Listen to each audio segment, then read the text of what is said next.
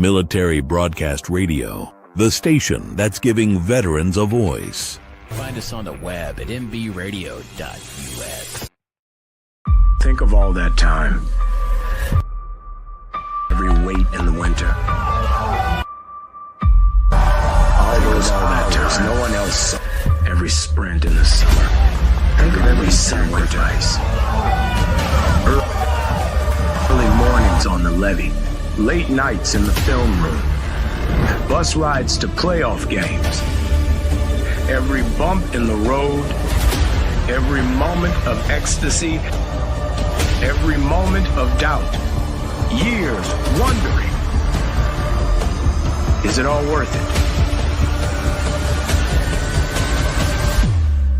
It's all led to this. Man, I got this. It's a 60-minute drive for a 60-minute game. After all the miles we've traveled, we're almost there. After all the hours we've worked, one more can make us legends. After all that time, this is our time.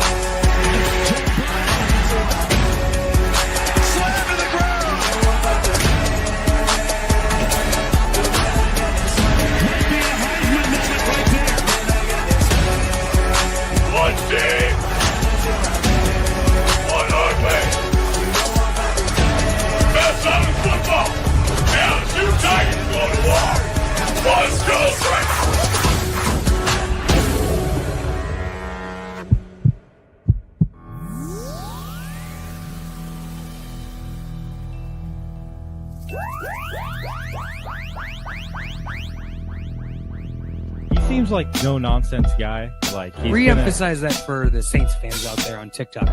Caveman, what did you just say? The rebuild starts right now.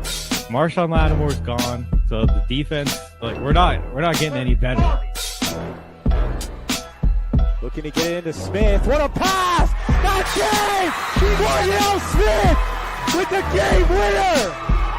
Oh my goodness! And that is why you have Aaron Fry pass the ball in.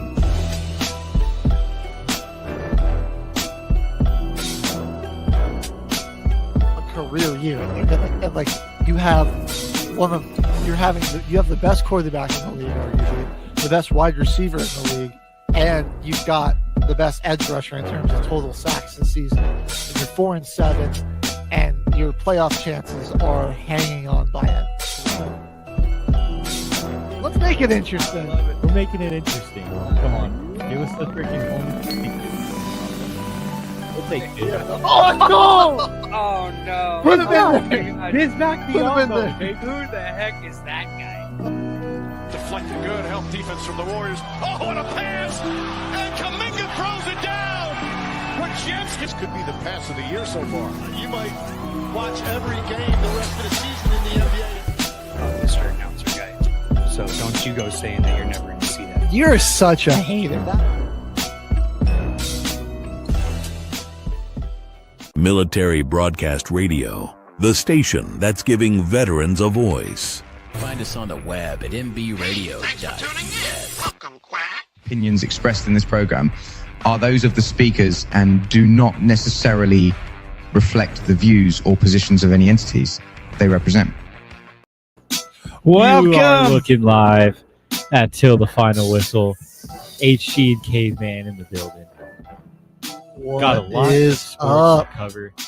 The Monday shows are back. In case anyone missed it on Monday, we are starting back up with Madness Mondays, going from 11:30 a.m. Mountain Standard Time to 1:30 p.m. Mountain Standard Time. We're doing 2 hours for that one. But we got it for you guys, bringing it back. And before we get into anything today, Jordan Poole brought us an amazing moment last night against the Pistons. Things getting a little chippy in that game. A little pushing and shoving going around in a dead ball. Jordan Poole comes in, gives Jalen Duren a nice little brotherly shove, just kind of like the Eagles. And when he goes up for a finger roll in the next possession, Jalen Duren gets revenge. So let's take a look real quick. See what we saw here. Cade with a push. Middleton sticking up for his guy. Keyshawn George, I guess. Poole down the lane, swatted by Jalen Duren. Scored in the half. Jordan Poole thought he had something. I think Duren didn't. Poor guy got glassed. Jordan Poole, that guy is just a walking meme. At this point in his career, yeah. He got punched in the face by Draymond Green, and then they traded him to the Washington Wizards. Yeah. Pretty career ending. They just sent him. They just sent him to NBA purgatory at that point. After he got punched in the face by his own teammate. No disrespect to Jordan Poole or Draymond. Good players. I actually really like Jordan Poole. I can't even lie. When he was first kind of getting started on the Warriors, dude, he had some good moments. He's an unintentionally really funny player. Like he's not trying to be, but he's just kind of hilarious. He's hilarious. I'll never forget his first year in Washington, him throwing an off the glass lob to Kyle Kuzma. Like it was just the two of them in a game where they were down like 25. Got to show off a little bit for the fans. Right. Got to show off a little bit. And those people in DC, they paid good money to come there. That's right. Give them a show. That's right. And and more NBA news real quick before we get into any NFL free agency. Pacers Bucks the other night was absolute banger. HG. This one, it came down to the final shot, a final half-court inbound play. It was really back and forth the whole night. Giannis was going off. Miles Turner got his moments against him too. It was just a great game. I would love to get like this playoff series again, but with like both sides healthy. Because fully healthy. Yeah. I mean, last postseason, Giannis never played. Dame missed a couple games. Like it was, Bobby Portis was leading the way for the Bucks in Bobby Portis in one of these games. So Brooke Lopez out there, man, in the. If we could get another 7-game playoff series between these two teams, because every time they've matched up this year, it's been pretty good. I would love to see it again. I want to see the box score though before I show this clip though, because it could be time for Halliburton resurgence after this game-winning shot that he hit. I want to check the box score, though, because I know this has been a down year for him, down year for the Pacers in a way, but it's still a pretty good team. They have he's getting hot at the right time. So low scoring night for him, only 14 points, but it was 10 assists. So okay, here we go. That's patented, Halliburton playmaking that he was really good at last year. Yeah, that's patented Halliburton playmaking right there, as a lead guard should. But let's take a look at this half-court play from the Pacers and this game-winning shot real quick. Here we go, 3.9 seconds left. Pacers down 3. Halliburton's got the ball. Halliburton rises up. Oh, my goodness! Tyrese Halliburton! On the run. Wow. Over Giannis, and he made the and one. This got reviewed because they thought he stepped out of bounds. He was in. It was clean. He converted the 4-point play. The Pacers won it. That one of my favorite games I've seen in this little second half part after the All-Star break. But NBA, we still got to wait about a month or so before we really get into that peak basketball that everybody knows and loves. Postseason, yeah. Postseason basketball. You can't beat it. You can't beat it. Just like March Madness. But moving on from that, HG, I honestly think we might have to talk about what's going on with the Denver Broncos real quick in this free agency. I think we start with local. My Broncos. I think we start local here. All right. Because we'll get to the Saints. All right, guys. We'll get to the Saints at some point. Awesome. Right. Well, I guess the big signing on everyone's mind, Trent Sherfield, the 2-year, $6 million contract with the Broncos.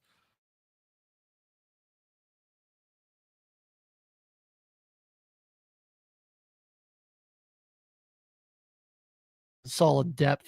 I think Sherfield's a good special teamer. Yeah, it could end up being a solid punt return guy. Saints got Dante Pettis on a 1-year deal. So, but the Denver 49ers out here signing Dre Greenlaw and Talanoa Hufanga, both the 3-year deals. Greenlaw a deal worth up to 35 million, and Hufanga a deal worth up to 45 million, 20 million guaranteed at signing. Two guys that have played at all pro levels when that 49er team was at the peak of their powers. Greenlaw got overshadowed a lot because he was playing alongside the best linebacker in the league in Fred Warner. Yep. But he was an elite player in himself, really good against the run, but real solid in pass coverage, a number of interceptions, even had a big pick six that he returned for like 40, 50 yards against the Lions 2 years ago. And then Hufanga, another guy that some incredible athletic interceptions that he's made, really great in coverage. He's a pretty big guy too that can cover tight ends well. Now with, I don't know, Kelsey's kind of washed, but now we got Brock Bowers in here. And I mean, with how deep a tight end class it is, who knows if the Chargers end up snagging a guy that could be pretty good for them. So that could turn out to be a beast as well. So a guy that I think can cover tight ends really well. And then his ability to play on run support and come down into the box and almost be like a hybrid linebacker for them here. Our defense was the strongest part of our team last year, and it's only gotten better. Yeah, this is scary. Everybody's got to look out. Right. Everybody's got to look out. We brought Jared Stidham back on a 2-year deal, so we have a pretty solid backup for Bo Nix now. I'm excited to see what else we do. We re-signed DJ Jones, which I think is huge. He was that one's big. I like that. He was real great on the defensive line for a big dude that was, you think is more of just a run stopper. Did a fairly good job of pressuring the quarterback. I believe he had 4 or 5 sacks last year. For a nose tackle, that's pretty good. You're usually just in there to plug up the middle. Not let the backs go straight between the guards and the center. Just eliminate that A and B gap. Eliminate that A and B. So the defense is already hugely improved. We did lose Cody Barton.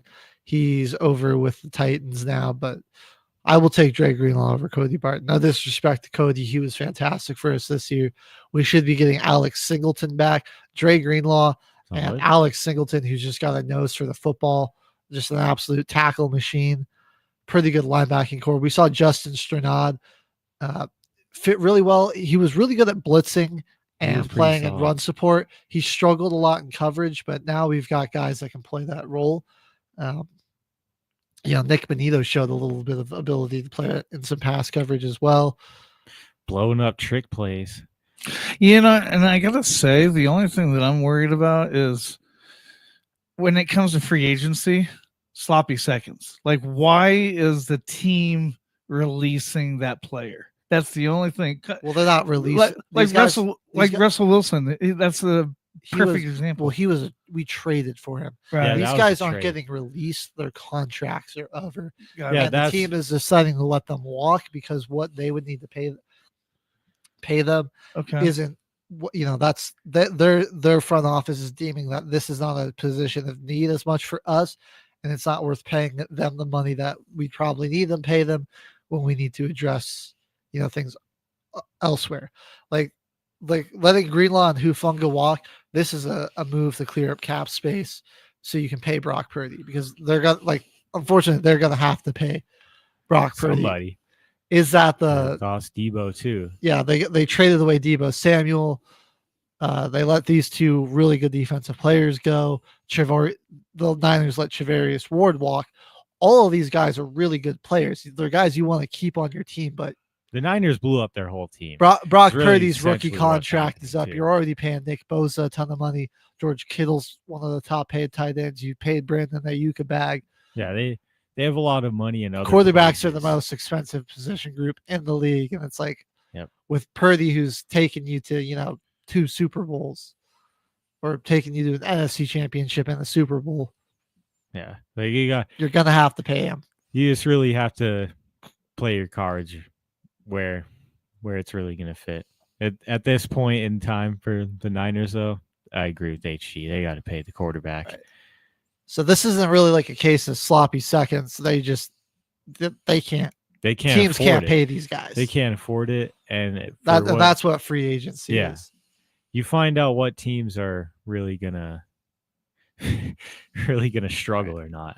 And sometimes, like even when a guy does get released, say Cooper Kupp, that's what we call a cap casualty, where it's not like they don't want to keep the player, but they have to release him because like that's why we released Russell Wilson because he sucked. He sucked, and also like we had to take that big dead cap hit that first year, but by releasing him, it actually did clear up some money for us this year to sign the 4 guys. Right, and sometimes you just got to take that hit. And before we came on air, he was talking about the Denver Bronco that we just signed as free agency. That I guess 2 years ago he had an ACL, injury like that runs on a person. So that's another reason why I was like, I cringe every time I get into free agency. A lot of guys get hurt. He took a full recovery though. He didn't end up returning until like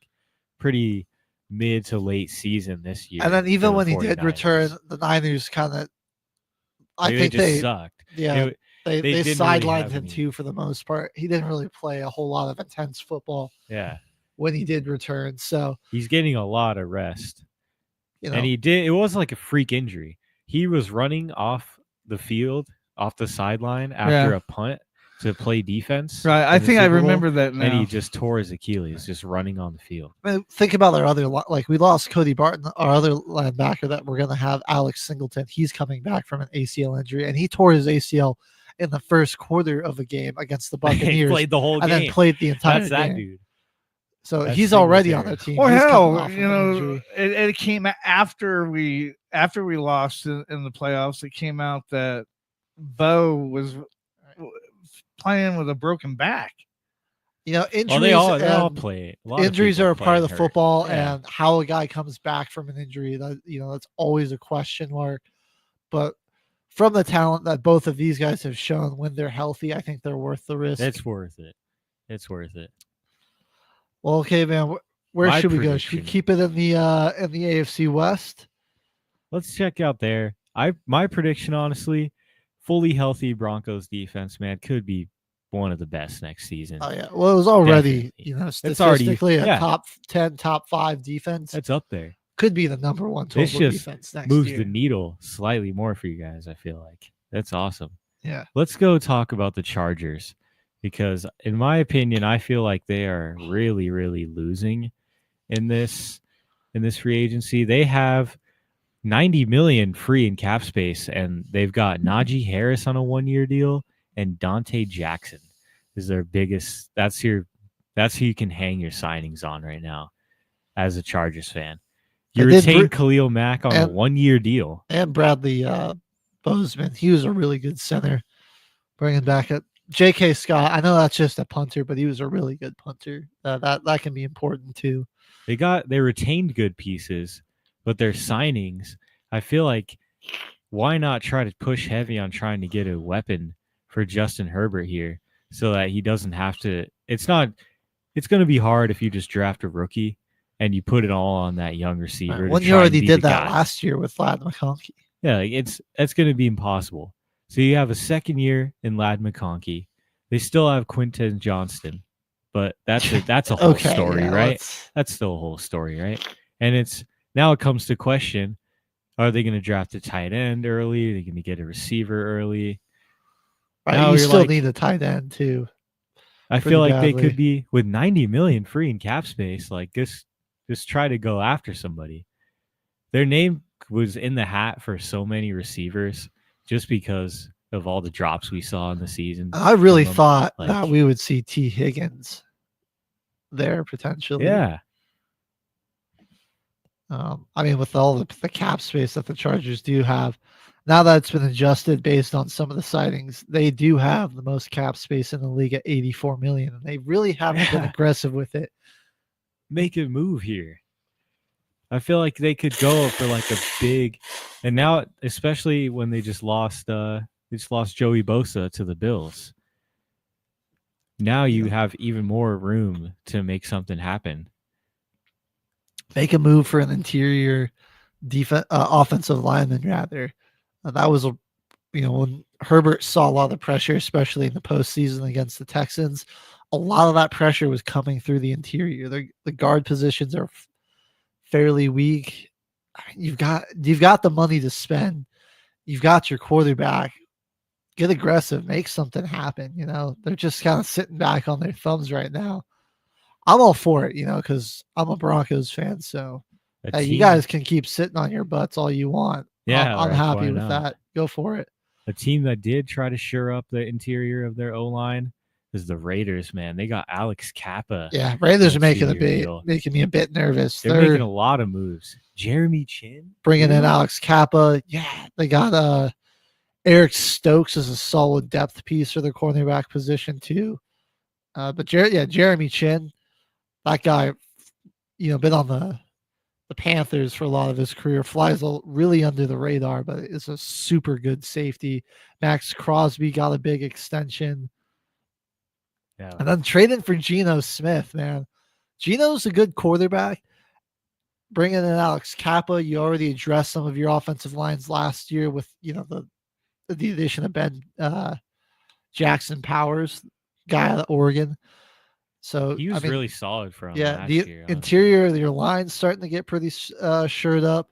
They might need to, invest in either whether it be through the draft or still through free agency, another tackle. But I really like bringing in Geno, man. Geno had a pretty bad situation in Seattle. Like, for all the Seahawks problems, you can't really put a lot on him. Pro Football Focus, this was a little stat I learned. They track, when a sack is given up or a pressure is given up. They usually they have a way to track, was it the quarterback holding on to the ball too long, missing a read, or was it the offensive line blowing an assignment? Seattle's offensive line was by far out in front in first place with the offensive line blowing an assignment at 88% of the pressures given up were because of offensive line assignment failures. So, I mean, Geno was pretty poised against the blitz, made some pretty good plays, still got that, got them to 10 wins on the season.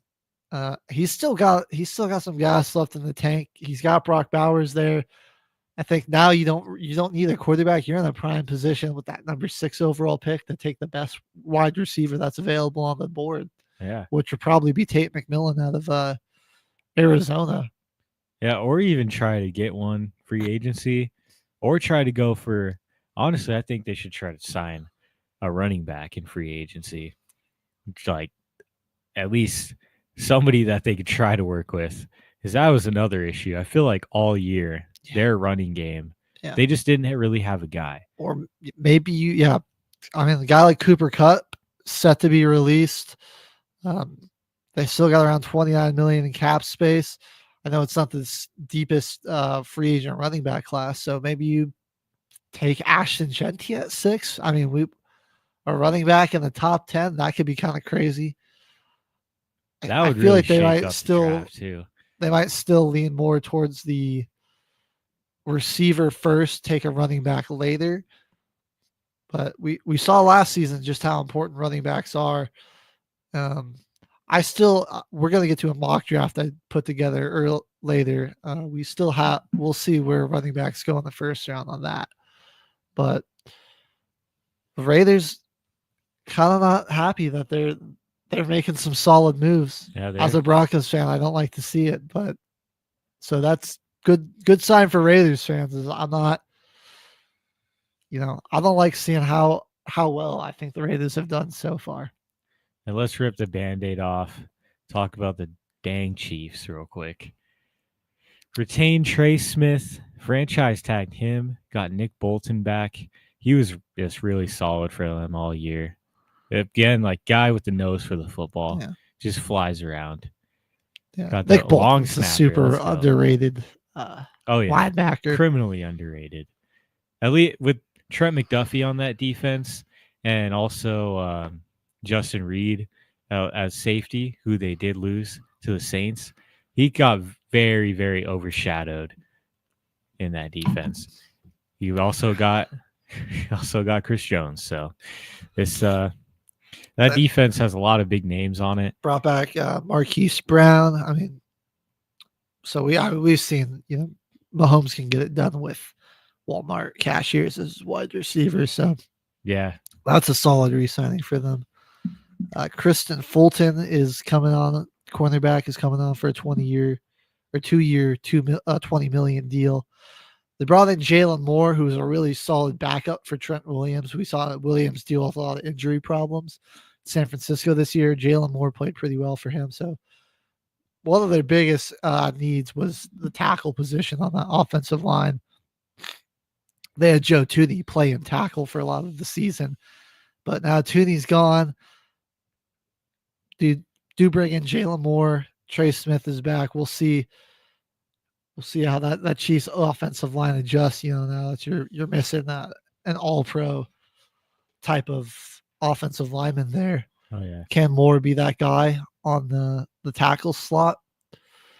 But honestly, Chiefs fans seem a little nervous about that trading that Tooney thing away. Like they almost don't know if they know what their front office is doing. So that's pretty. Honestly, that's exciting. Gives me some optimism. That's maybe the first time you really hear that. Like Chiefs fans are not happy with the move that was made from the front office.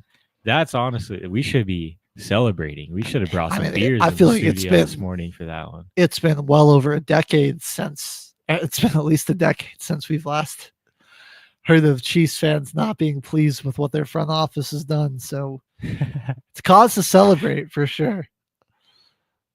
Well, we've been running for a while, Caveman. When we come back, we'll talk about your New Orleans Saints. Oh yeah, and everything they did, and we have tons more of free agency madness to cover. So don't go anywhere, and we'll be doing another edition of the 4,000 Career Touchdown Challenge. Stay tuned, folks.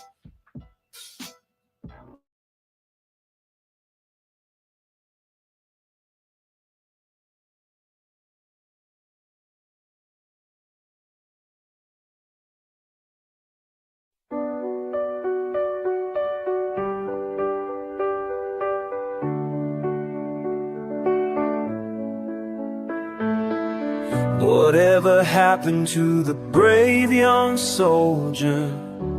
He was a good friend of mine. They say as he died, he never once cried, lying with his brothers there by his side. At 19 years old, he was sent off to war, not really sure what he was fighting for.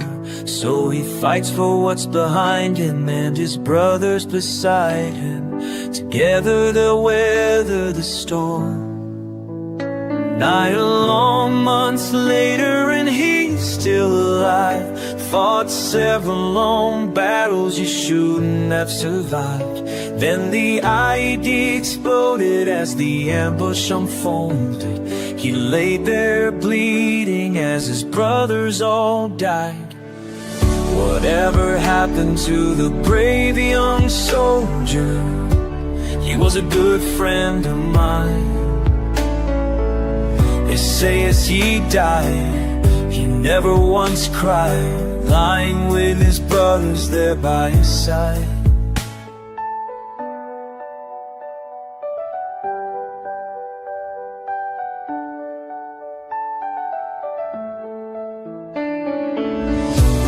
reinforcements arrived in the nick of time. Old Doc had found him and called in the nightline. He awoke in the hospital, they patched all the holes. Too bad they couldn't fix the ones in his soul. And 16 years later he locks all the doors, unable to find anything worth living for. His family has left him, he feels society rejects him. With a bottle and a pistol, he falls to the floor. Whatever happened to the brave old veteran? He was a good friend of mine. They say as he died, he sat there and cried, with only his memories sitting there by his side. Brothers and sisters, we can't lose this war. Have we forgotten what the hell we fought for? Pick up the phone, go knock on the door.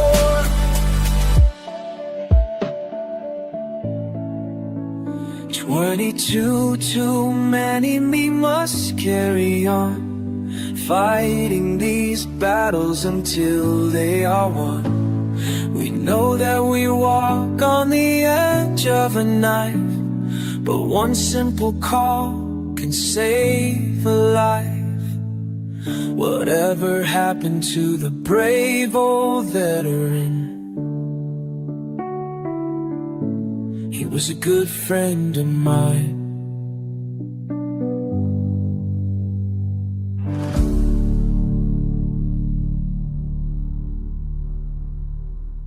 Military Broadcast Radio, the station that's giving veterans a voice.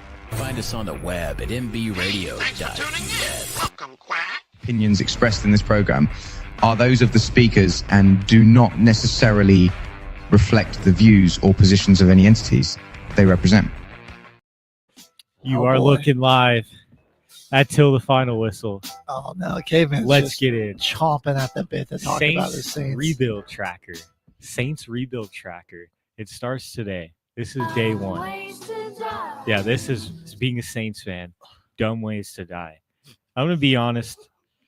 I've seen a lot of reports that we just interviewed Ashton Genty.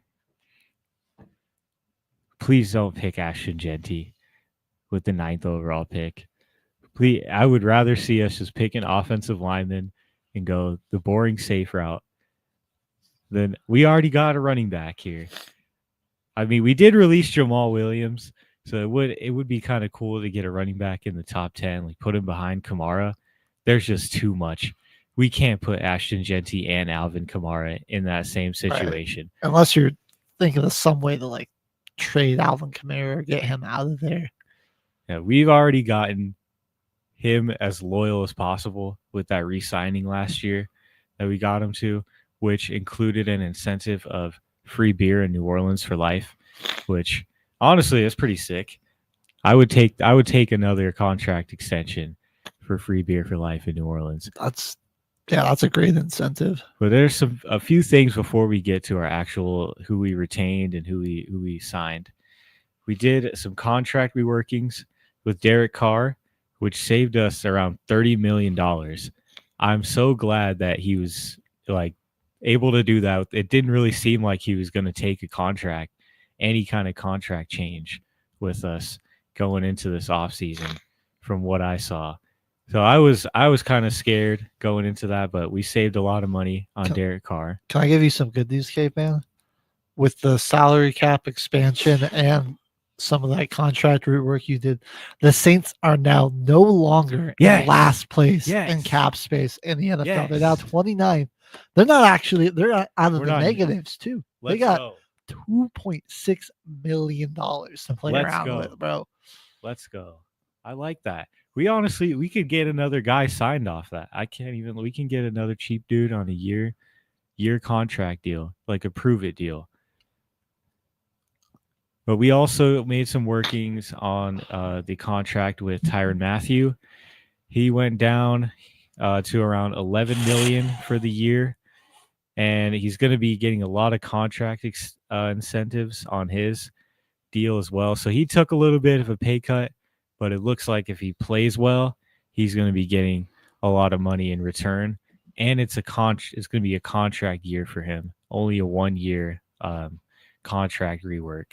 So if he plays well, he'll get his money that next year, and he may get a bigger contract for us. He is an older player, so I feel like he could just be getting towards the tail end of his career as well. But Chase Young retained.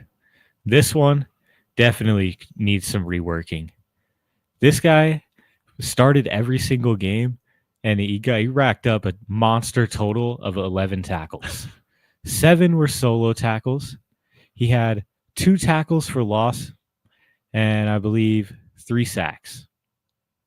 And we just signed this guy to a 3-year, $51 million contract. Game record. He got 11 tackles, and he started every single game. He did have one of the coolest plays against the Browns where they did a trick play where somebody stands like they're out of bounds. He ran all the way from the Saints sideline to the opposite hash mark and blew up a screen pass against the Browns on just faking everybody out. That was one of his 11 tackles, though. 11 tackles. In 17 games.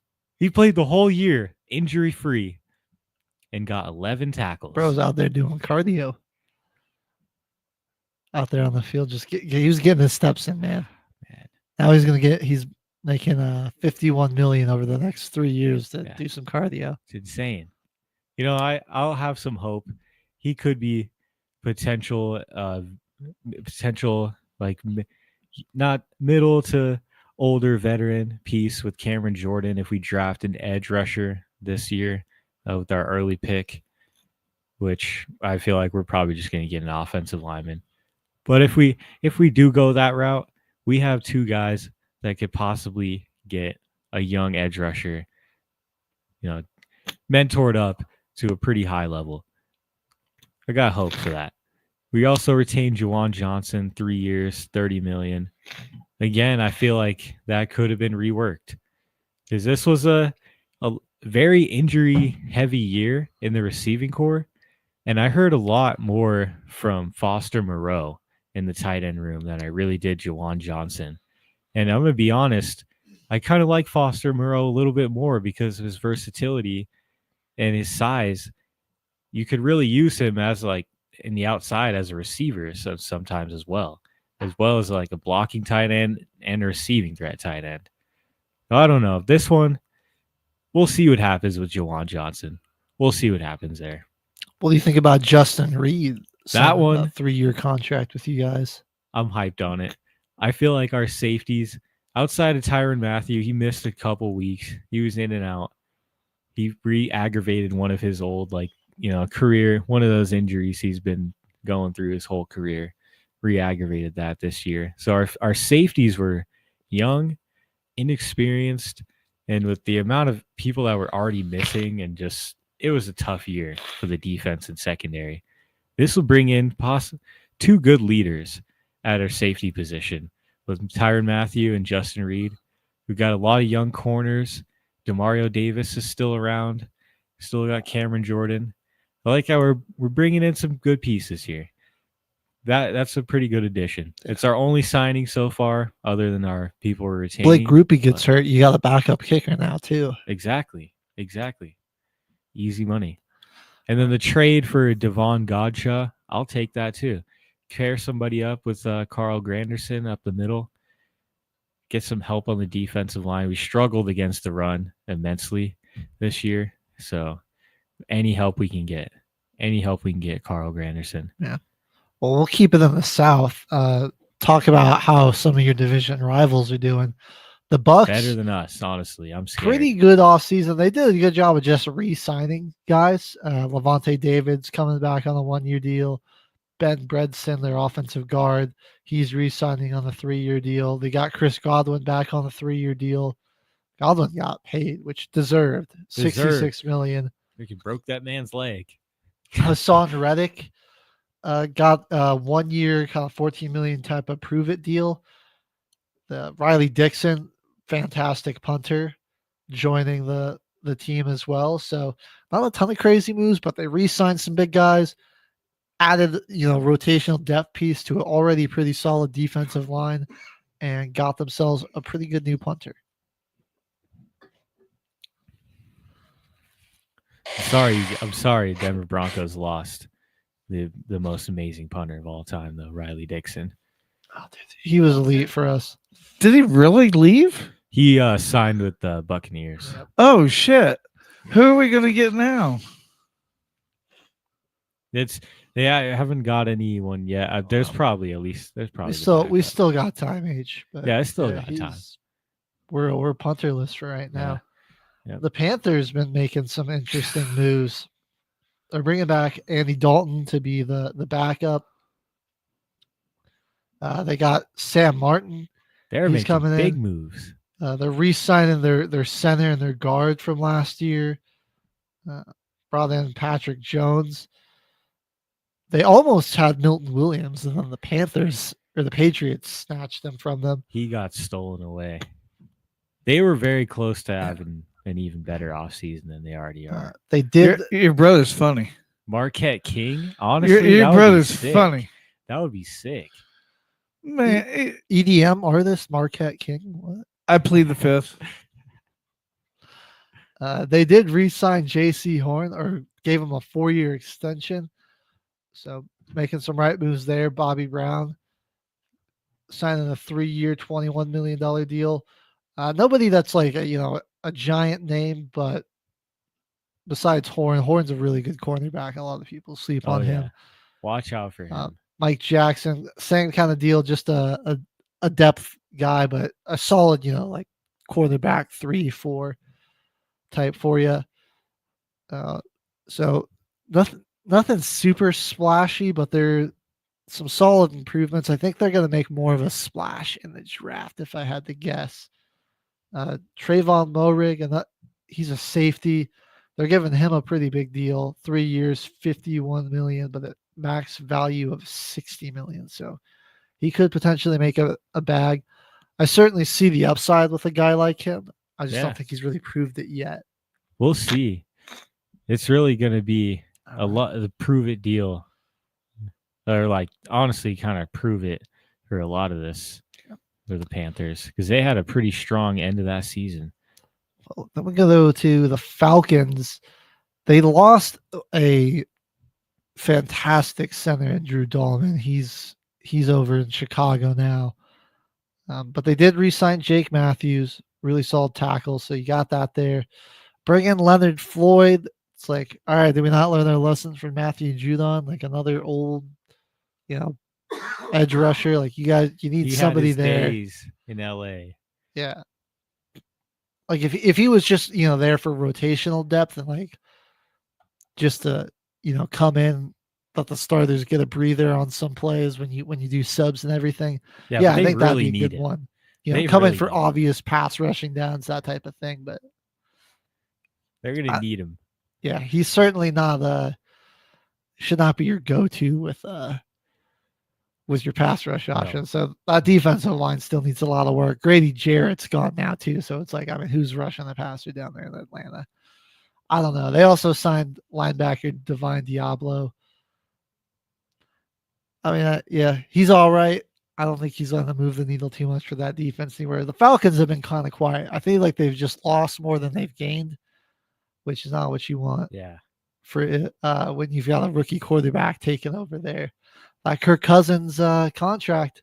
Eating away. It's taking up a lot of space. Eating away. It's fun. We learned our lesson with Derek Carr. They went and they kind of made the same mistake here with Kirk Cousins. Yep. I honestly feel like you mentioned the Bears stealing their center. They kind of had a pretty decent offseason. The Bears might be the 5-time offseason champions. 4 or 5 years in a row. They've just been winning the offseason. Like, gotta say, I like what they're doing. They also stole Grady Jarrett.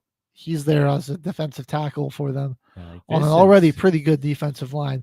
You bring in Jonah Jackson through a trade. You trade for Joe Tooney. You get Drew Dahlman in free agency. Really going to shore up that line. You bring in Deo Adenyagbo to also just add more depth to that defensive line. He's an edge rusher there on a 3-year contract. Durham Smythe, bringing him as a blocking tight end. Now you're losing what's his face, Keenan Allen. But really, where they're at, I think the Bears might be in a prime position. They make the most sense to take the first running back and go get Ashton Genty. Yeah, they really do. Like, you still got, even with Allen gone, you still got DJ Moore and the Dunze. I feel like they're going to still believe in Cole Kmet to be a number one tight end option. I don't think he is, but it's the Bears, so they'll probably think he probably is. Will. They're having a really great offseason, but I feel like we've been saying they're having a great offseason for the past 5-6 years now, and then the Bears still find a way to be the Bears. So we're going to pull up the be brakes optimistic. For now. We're being optimistic. You know, sure, have some optimism, but you are the Chicago Bears. Don't get too excited. It's what you do. You're going to build your, it's a good thing Jimmy's not here. I mean, we would. Oh yeah. We'd lose the next 20 minutes with that's how you know he is watching right now, because he would be in the comments. The comments would just be blowing up. But it looks like they're having a good offseason. I want to see how it happens. I want to pump the brakes on the excitement, though. I need to see the product on the field. Yeah. Is this? Although Ben Johnson seems like he's trying to do what he did in Detroit, which was, shore up the trenches and build around that. But being able to run the football and protect your quarterback. Speaking of the Lions, they're having an all right free agency. Not bad. They're addressing their defense. They did lose Carlton Davis, but I think they replaced him with DJ Reed, who was the best. Oh yeah, the best DB available in my opinion. Yeah. So he's coming in on a 3-year deal. They bring in Marcus Davenport. Again, it's like a guy he's re-signing, so some rotational depth for that defensive line behind Aiden Hutchinson, but they do still need to work on the D-line a little bit. I like Derek Barnes. I think they got him on a pretty good deal to join the linebacker core. If Alex Anzalone and Jack Campbell can stay healthy, that's a solid trio of linebackers right there. That is a cheap re-sign. 3 years, $25.5 million. That is a team-friendly deal right there. Shout out Derek Barnes for that one. I know he's getting a little older in his career, but I think he's still, he's solid.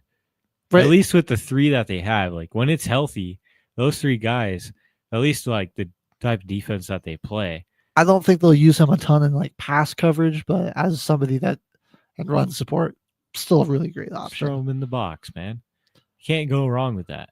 All right, we'll talk about the Packers a little bit. What do we got going on here? Nothing too crazy. Isaiah McDuffie, he's getting re-signed. They did pick up Aaron Banks. Oh yeah, from the Niners. Yeah, that was a pretty good signing, shoring up the middle right there. And Nate Hobbs.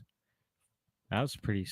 Honestly, I feel like they needed some help with the corners. They did. Jair is probably gone. I can't imagine. They'll be looking to ship him off. I think that's still very much on the table that they're going to trade him. So you need to rebuild in the secondary there. And they got Brandon McManus on a 3-year deal. Exactly. So not a ton of moves by the Packers, but I think all of their moves have been good. They've only really done 4 big things, but I really like the Aaron Banks signing. Nate Hobbs is going to give you some good depth. I think he won't be like your number 1 cornerback, but like he could be a really good number 2 if you can figure out who's going to be your number 1. McDuffie, real solid linebacker for them there. Pair him up with that other dude that was balling out this year. I'm blanking on his name. That rookie from Texas A&M. That was just popping off, especially late in the year. Dang, I wish Jim was here. He'd know it. But Packers are doing what they need to do. I think they're going to have to probably get another wide receiver. And if you keep Jair, they still have Carrington Valentine at corner. So those 3 guys, honestly, pretty solid. Yeah. Just keeping McDuffie.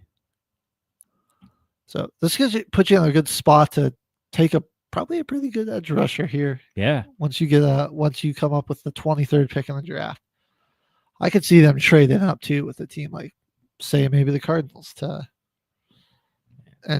who probably would be willing to trade back as they already got their edge needs and they're more looking for secondary. And then we'll finish it off here with the Vikings. They're going to bring Aaron Jones back on a 2-year deal.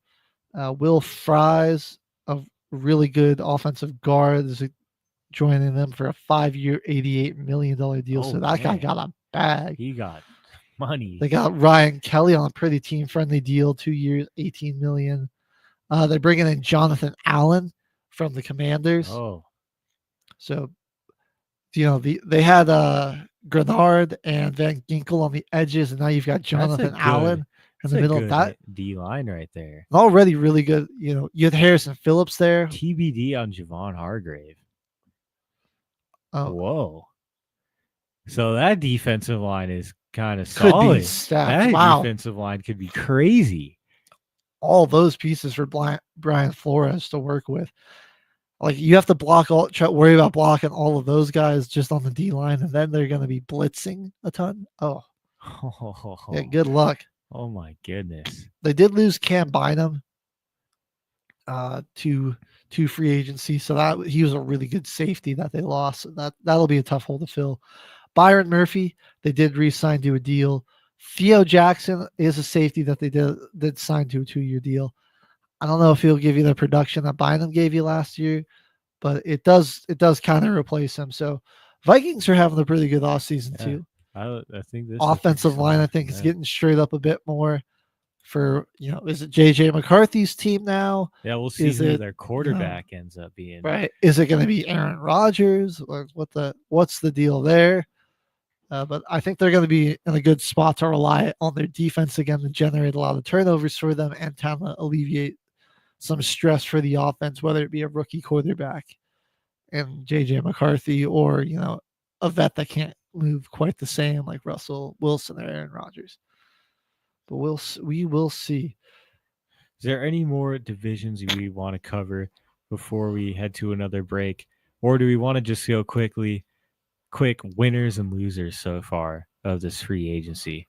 Well, I think of everyone that we've covered so far, winners, certainly the Broncos, the Bears. I would throw the Vikings in there, the Raiders. A couple of losers. I don't think the Chiefs are having the greatest offseason. I put them in the Chargers there. Honestly, I'm throwing the Texans in the hat for being a loser so far. Your biggest signings being a cornerback, kick returner, Tremont Smith, Nick Neiman. And they got Sheldon Rankins, pretty cheap deal, and going to be a pretty rotational guy on their defensive line. There's just a lot of rotational pieces, and you're not really helping out your receiving core because it doesn't look like they're going to re-sign Stephon Diggs. And you trade for Christian Kirk, who I feel like, is that going to be your number one guy? Justin Watson and Braxton Berrios. Yeah, I mean, no, guys that are nowhere near the level of Stephon Diggs. I think Kirk might work out well in there, but Tank Dell's coming off of an injury, so is he going to be your number 2? And your offensive line. Why would you trade away Laramie Tunsil? I get he had the injury problems. I get it. Or not the injury problems. He had a lot of penalty issues this year. But they've only signed one offensive lineman. They got Laken Tomlinson on a 1-year, $4.25 million deal. I mean, over the past 4 or 5 years, there's only he is number 2 in least amount of pressures allowed. Yeah. He is a rock solid offensive lineman. And that was your biggest problem last season was shaky O-line play. And you're going to trade away your best offensive lineman. And then have no real replacements that are coming in except for Laken Tomlinson. And he's a guard, Yeah, that you got. And an average one at that. He's nowhere near Laramie Tunsil's level. Yeah, a lot of these signings, it's just okay, it gives you depth, but you've got these guys I don't think are going to fill the hole on some of these issues some of these big issues your team is facing, especially on the O-line. I can't wrap my head around that trading away Laramie Tunsil. Doesn't make a lot of sense to me. Watching Derek Stingley Jr. and CJ Gardner-Johnson just man the entire secondary next season is going to be like watching a Rambo movie, because those guys are going to have they're going to be guarding everybody. It's just going to be those two guys. Their secondary is going to be good. I think their defense is still going to be good, but those same issues that they had on offense are still probably going to arise. All right. We've been running for a while, so we'll head to another break. We'll break down the rest of the AFC South big free agent signings when we come back, and we've still got plenty of other teams to cover right now. Oh yeah, there's a lot of moves happening right now in this NFL. So don't go anywhere, folks. We'll be right back until the final whistle.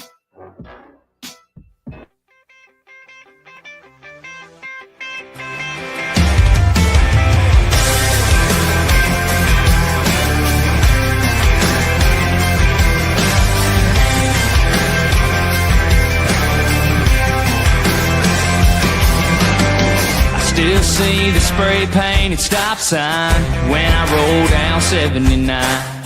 The drag marks behind that mini mart ain't faded after all this time. Every mad drive from Georgia to California's got a boy with a rebel heart. Stories in every small town scar left by a good old boy taking it way too far. Somebody had to drink too much and crank Hank way too loud. Somebody had to always stand up to the guy with a tendency to run his mouth. The straight pipe Chevy had to run these streets like Bo and Luke in the General Lee. Yeah, somebody had to, and that somebody was me.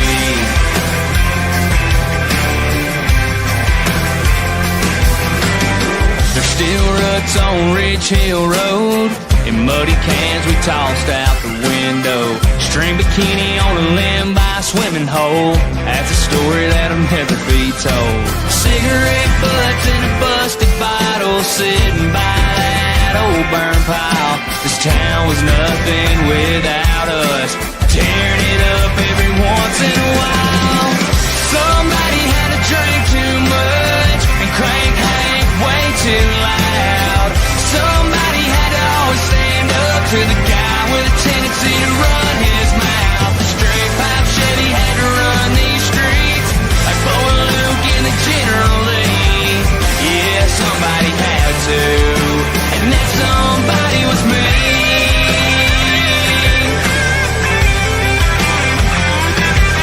Yeah, somebody had to get a 4.0 full ride, whole life planned out on track. Somebody had to make a touchdown pass when state front page ain't written in black. But somebody had to drink too much and crank Hank way too loud. Somebody had to always stand up to the guy with a tendency to run his mouth. The straight pipe Chevy had to run these streets like Bo and Luke in the General Lee. Yeah, somebody had to, and that somebody was me. That somebody was me.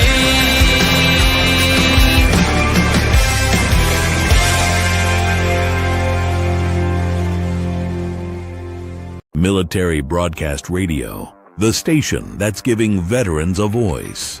Find us on the web at mbradio.us. Opinions expressed in this program are those of the speakers and do not necessarily reflect the views or positions of any entities they represent. You are looking live at Till the Final Whistle. The boys are back. And I just do want to confirm now this morning that it does look like Javon Hargrave is going to the Minnesota Vikings. Talking about it on CBS right now, NFL on CBS right now this morning. So that defensive front is very scary. That's going to be sick, yeah. Blitzing a lot. Vikings will, again, just be, I think, same situation. They'll look really good in the regular season. We'll see if it all falls apart in the postseason like it always does. But, 12, 13 wins is certainly another possibility. I think they've loaded up on talent real well. Bringing Aaron Jones back, run game should be fine. Offensive line's still strong. It's going to really all just come down to the play of a rookie QB. Let's see who that quarterback or maybe a rookie or a super old guy. We'll see. Well, we were talking about the Texans not having the greatest offseason. We're going to look at some of their other counterparts in the AFC South. They're doing. Oh, geez. The Colts. They got Danny Dimes. They haven't made a ton of moves, but yeah, they made some good ones. Danny Dimes. We're joking. That's like the ultimate ultimatum for Anthony Richardson. Like, beat Daniel Jones in training camp or you're done, pal. Yep. Like, come on, Anthony Richardson.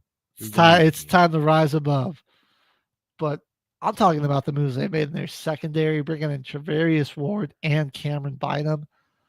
Their defensive line and their front seven were good all year, but where the Colts struggled, dude, they would just get carved up some games. And Richardson was not a dynamic enough passer to keep them in games and get them back into it.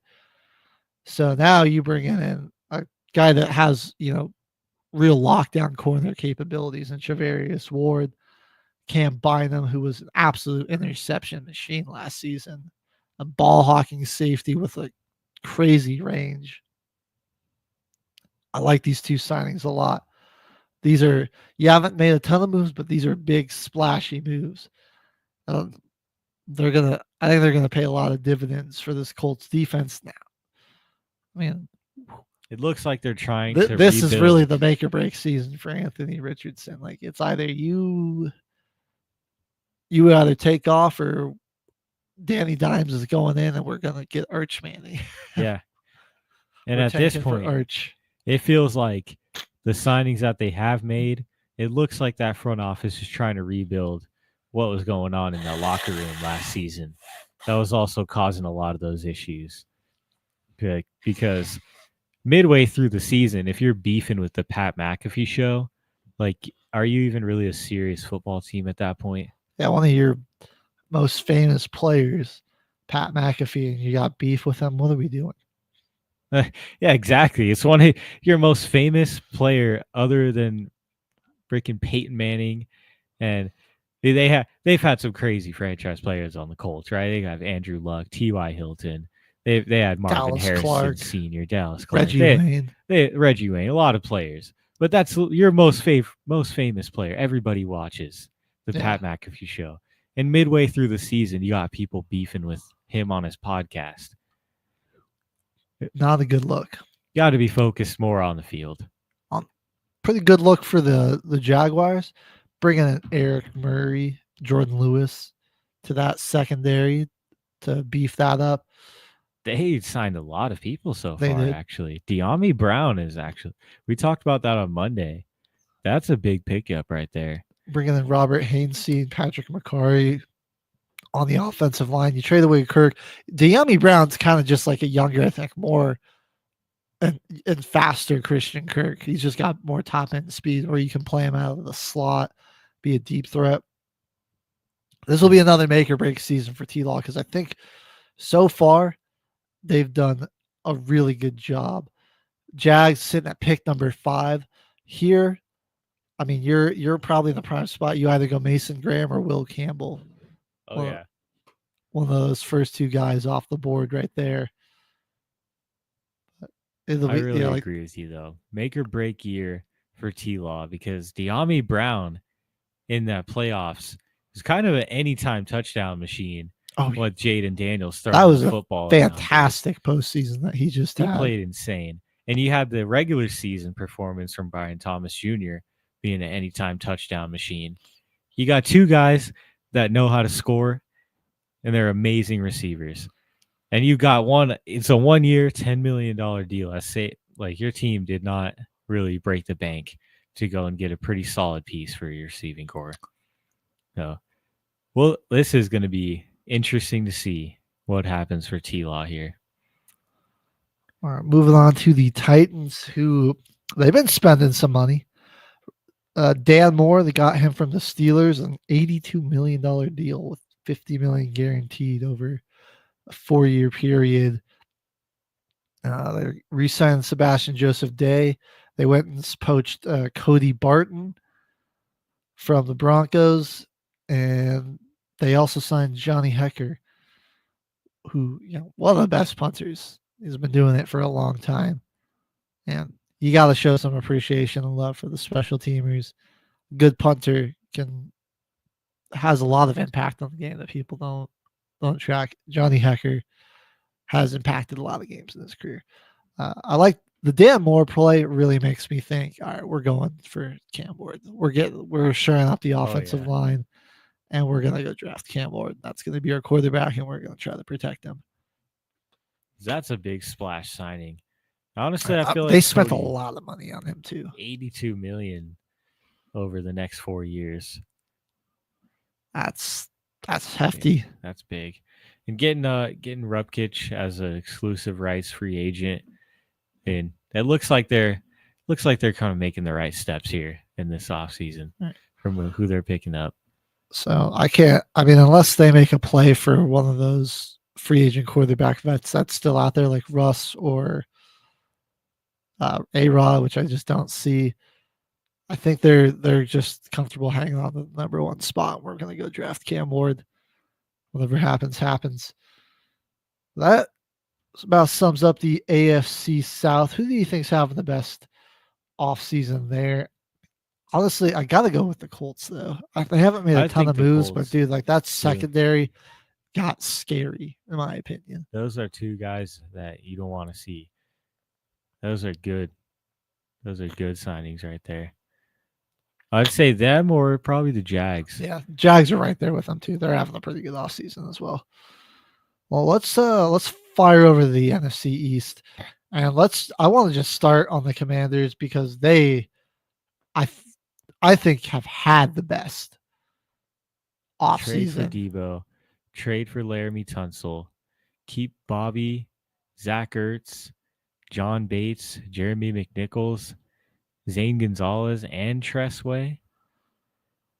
Right. Then you even mention bringing in Javon Kinlaw. Javon Kinlaw coming in up the middle to replace.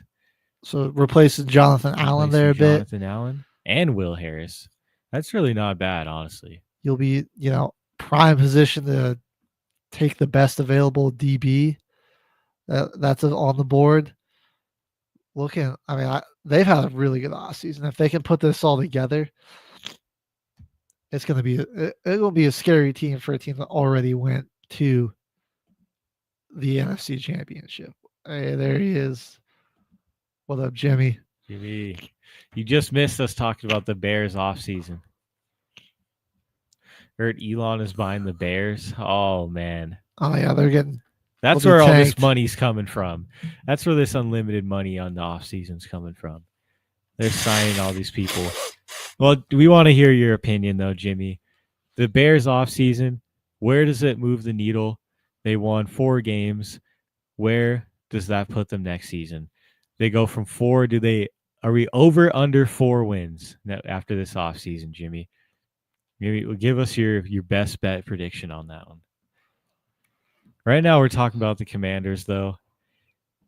And Deebo Samuel, do you think they're going to be trying him at fullback? Dude, why not? Get him out there. We'll see how he'll be the Kyle Juszczyk for the Commanders. He's already learned from Juszczyk on how to be a good fullback. So he's had the perfect mentor. I mean, we'll see the photos of how he looks when he shows up to training camp.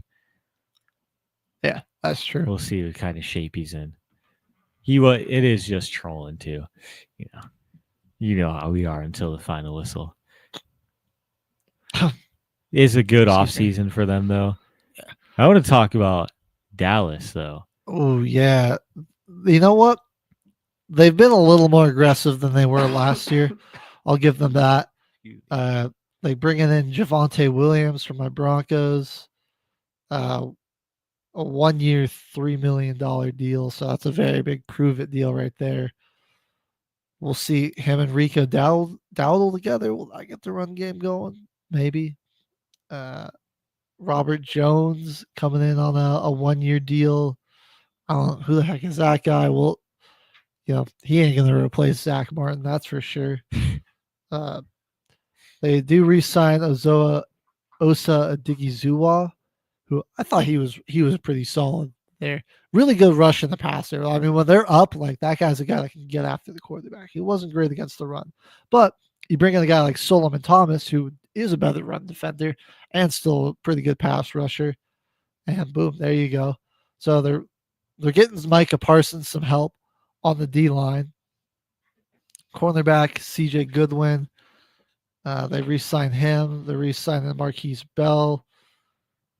Bringing some guys back. Kavontae Turpin, I think that's the big one coming back there for as a wide receiver kick returner.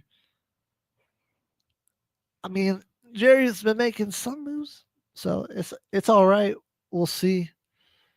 I think you need to get CD an honest to God, wide receiver too to go up next to him. Yeah, clear up some of the coverages. But really, with Zach Martin going, you got to work on the offensive line, and I still want a real good middle linebacker that can play the run, that can cover well. I think that'll be important for them here too. And I don't know, where are we at with Jake Ferguson? The jury's still out on that guy. Maybe you address your tight end need in the draft here, though. That's very true too. Battled a lot of injury this year. He had some moments where he was kind of a bright spot in the offense, and I don't know. We'll see what happens. That's one thing I'm interested to see the most. What happens in the rest of their offense? Because the Cowboys got to deal with them Eagles, who extended Saquon Barkley, extended Zach Vaughn, and then they've traded for offensive guard Kenyon Green. And that was actually a CJ Gardner Johnson ended up in Houston, as he was a Texans offensive lineman that they traded for. Sent off CJG or CGJ and the 6th rounder for him. So getting that offensive line, which is already pretty good, just trying to beef it up some more.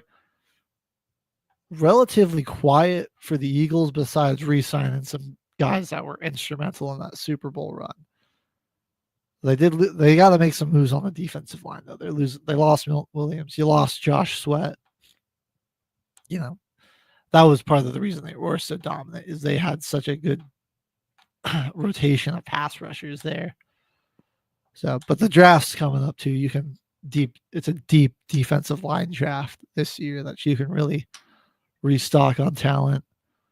And I mean, really, we're just talking about the negotiation window that opened up on Monday. Like the start of the new league year is today. And so now I think we're going to see moves start flying, Now is when it's come noonish. Yeah, starts. We're going to see more and more deals starting to fly around, and some big names really. Probably noon Eastern. So like 10, right as the show ends today, I feel like there's going to be some big it's moves. going to get. Keep your ringers on ESPN trackers today, everybody. All right. And we'll touch on the Giants real quickly here. They need to make a move for offensive line or a wide receiver. They get a guy like James Hudson.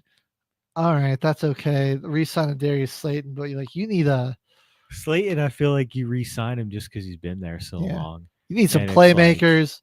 The defense is for New York. I mean, they might have one of the worst offenses and an insane defense, one of the best defenses, because you bring in Paulson and Debo. They got Javon Holland as well. Oh, whoa! That's secondary. Pair those guys up with Jason Pinnock, dude. You got what's his name, Brian Burns, Kayvon Thibodeau, Dexter Lawrence, all on your defensive line. I think you're going to probably see it's going to go, with Myles Garrett re-signing, you're going to go boom, boom. They just got Roy Robertson Harris as well, D tackle, Chauncey Golston. So they're getting some rotational pieces on the defensive line too. So I think they're at the third pick. You're going to see in the draft, it's going to go Cam Ward, Jador Sanders. I mean, at that point, if you're the Giants, I say just take Travis Hunter, throw him in there on the secondary, or put him at wide receiver. He can fill a need for you on either side of the ball. And then Drew Lock or Tommy DeVito, just let it rip with them all season. You'll probably be in position for the number one pick again. Who's going to probably be the number one overall pick next year? Arch frickin' Manning. Then you're going to have Travis Hunter with a year under his belt. You're going to be bringing in Arch Manning on a rookie deal. You'll have money to go around for some of these studs that you got on defense, like New York. Don't worry about the quarterback. I'm just going to say it. Don't worry about the QB. Just be asked. Just be asked again for another year. Honestly, they really get Travis Hunter. They really should. Get Travis Hunter. Be terrible. Get Arch Manning. Arch Manning on the rookie contract deal. Studs on your defensive line and secondary. Malik Neighbors will still be on the rookie deal. Hunter can play receiver if you need another receiver. Figure something out with the tight end. I mean, you can probably still get a really good tight end in like the 4th, 5th round, dude. Right, and that's way more exciting to go that route. Honestly, you stink for one more year, but you're the Giants. How long have you stunk? And I mean, like, think about this. Like, you're not going to get Shador Campbell, which is the guys that are probably going to be year one starters for you. Like, why reach on a QB when you're going to just have to compete with that might not really even pan out when you have to compete with the Commanders and the Eagles? Could the Cowboys potentially be good again? I mean, that next season, there's a very low chance you make the playoffs anyways because of how good your division's probably going to be. Just go get the best player in the draft and then go get Arch Manning the next year. And you guys could be potentially a juggernaut with that team that you got. Yeah, I didn't expect them to splurge and just go heavy. They got 4 defensive players, or five defensive players from the free agent signings this year. Only 1 offensive player. They re-signed Tommy DeVito, tight end Chris Manhertz, and their punter. So they've really only gone for 4 offensive players in this entire offseason. And they have one of the worst offenses. I mean, honestly, it could be the theory that the Giants are just in the most prime position to tank for Archie Manning, and they're just building him the perfect defense and getting all the pieces that he needs for when they eventually do go and pick him. I think so. Let me know if I'm crazy or if you think that's a good idea for the Giants, but I don't see why not. You're not going to get a quarterback that's going to move the needle or who isn't going to be your project. Screw it. Just be terrible for one more year and then go get the best available quarterback next year. And then you'll have a stacked roster around them. That's a good situation to be in my opinion. We're going to the North here, man. The Ravens, great on them for re-signing Pat Ricard and getting a deal done with Ronnie Staley. That was going to be the top offensive lineman if they couldn't get a deal done with him. Then they signed D-Hop, and I'm like, can we please get Lamar Jackson? Like, why do we keep signing these like receivers that are past their prime for him? Yeah, please. I really like Zay Flowers, but he can be very streaky and he has the tendency to disappear sometimes. That makes it hard for me to call him a number one. Like, I've been a big Zay Flowers believer, man. He's been on my fantasy team the past 2 years, but he just hasn't shown me it yet that he could be a number one. And that's like, we got to get Lamar, a guy that could be a true number one that isn't, on the plus side of 30. What are we doing here? Yeah. Like, first Odell Beckham. Now we're going to go DeAndre Hopkins, Deontay Johnson. That was a fiasco. Ravens need to make some moves. They haven't done a ton yet, but they got to make some moves. Oh yeah, they do. The Bengals franchise tagging T. Higgins. They're bringing back Samaje Perine. That's kind of funny. Resigning Mike Gesicki. That was a good move for them, but I'm gonna be honest, man. Like, ooh, if you're looking the at defense this isn't going to be too great. I still feel like there's going to be some uneasy people in that locker room. Trey Hendrickson wants a trade. I mean, you franchise tag T. Higgins, and you didn't really get with Jamar Chase all right. It's like, is T just going to hold out again? Like, I don't even know what's going on. Yeah. I think the defense is still not going to take a step forward, and it's going to they're going to be very reliant on the offense. They're going to win games this year, next season, 48-45 every week if they even win. Talk about the Steelers real quick. You get DK Metcalf in the trade. Awesome wide receiver core, George Pickens, DK Metcalf. One small problem. Who the hell's throwing them the football? Probably going to be Aaron Rodgers. The Steelers just refuse to rebuild. That's the funniest thing to me. Like, they're always getting the pieces. That's like, what, would you just want to go 10-7 and lose in the wild card round every year? Like, what are we doing? You're not getting past. You're just not being able to compete with the top end talent of the AFC. You can't overcome those good teams and make a deep playoff run. Blow it up. Start over. Sometimes you just got to do that. But who knows? Maybe they add Rodgers and he comes back for one last, dance and final hurrah, and it goes well.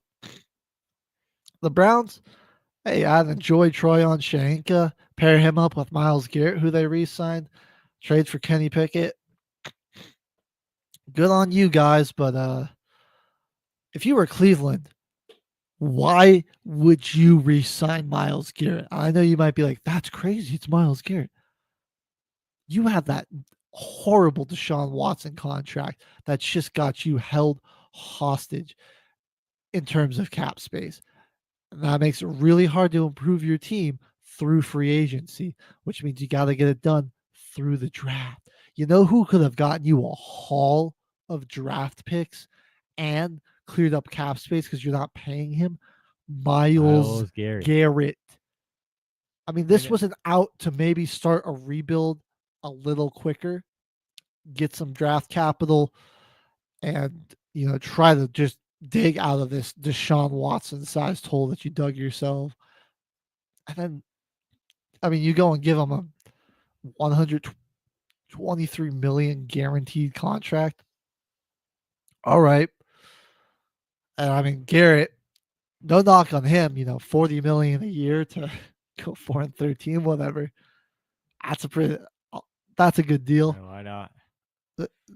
Don't re-signing if you're the Browns, man. You could have gotten so much draft capital, and that's when you have a terrible quarterback contract that's just taking up cap space.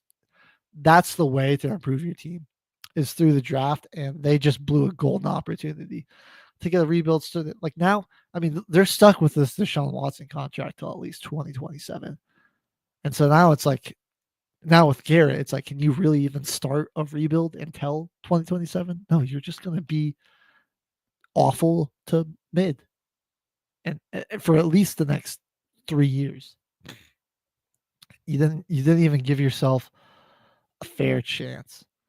And K-Man, no, not at all. I believe the last division we haven't covered, the AFC East. Shall we go there? Let's go there. Let's start. Let's go Bills first. The Bills, yeah, they made some solid moves. The Khalil Shakir is getting a 4-year extension. Worth it. He is worth it, dude. Worth it. Real good. He's a real good receiver. If Keon Coleman can kind of develop into that Z outside the numbers type of guy, and run Shakir all over the field, like line him up all over the place. In the slot at the wide position, he can come out of the backfield. He's such a dynamic type of guy that you can just move all over the field and then these motions. I really like that re-signing. They also, on the top of extending Greg Rousseau, bringing in Larry Ogunjobi, they get Joey Bosa as well. Yeah. 1 year, $12 million deal. Oh. Pretty good there. I think it just gives you some depth on that defensive line. Like Bosa with his injury problems, I think this is a good spot where it's like you need him like on the field in like pass rushing situations, like third and long, whatever. Don't worry about him really playing to defend the run. You've got guys like Ed Oliver, Russo can kind of be that every down type of D lineman. It's again another deep class where it's like, even though I think they should probably take a receiver round 1, round 2, boom, go get an edge player there and just build some defensive line depth. Because I mean, you think like Buffalo, really your biggest obstacle, making sure you can still beat the Ravens and trying to get past Kansas City. And their 2 quarterbacks are very mobile, so I think just having a fresh, rested pass rush that can chase those guys around and come postseason is going to be important. I don't really like the Josh Palmer signing. That is interesting. A 3-year, $36 million deal for all those drops all year. Yeah. You hate to say it, but that's what we all watched. Yeah. And like, how many times in the postseason have drops ended up costing you a big game against Kansas City? Think about a lot. 2 years ago, that Diggs drop that would have set up a much easier field goal. Just last year, Dalton Connect not able to catch that incredible pass that Josh Allen got to him. Like, that was very catchable ball. Now this guy, just a drop machine that was making Herbert's life hell. I don't know. I want to be a Josh Palmer believer. I don't know what part of me wants to believe in this guy, but he keeps letting me down and it hurts. Yeah. I don't like that signing. But I like the Bosa signing. Josh Allen gets his extension, deserved, what have you. I like them bringing back Ty Johnson. He was really good, super underrated. And Terrell Bernard getting a 4-year extension. Good linebacker for them there. So, but I still can't really wrap my head around it. I mean, they gave Palmer kind of a big contract too, $36 million when you don't have a lot of cap space to begin with. That's a corner help. That's a head scratcher. Their biggest issue really was. The Dolphins, nothing really too exciting.